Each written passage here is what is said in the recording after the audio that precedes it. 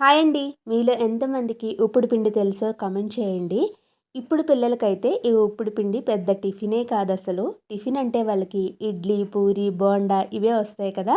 ఇక్కడ నేనైతే మా ఇంట్లో ఉప్పుడు పిండి చేసినప్పుడు పిల్లలకి కూడా బాగా నచ్చేలాగా ఎలా చేస్తాను అనేది చూపిస్తున్నాను. మీలో ఎవరికైనా నచ్చితే ఒకసారి ట్రై చేయండి. మనకి ఈ పిండిని కొంచెం పొడి పొడిలాడుతూ ఉడికించుకుంటాం కాబట్టి దాంట్లోకి కొద్దిగా వరిపిండి, కొంచెం వాటర్‌ని కూడా పోసుకొని ఇలా మెత్తగా అయ్యేలాగా చేత్తోటి మెదుపుకుంటూ కలుపుకోవాలి.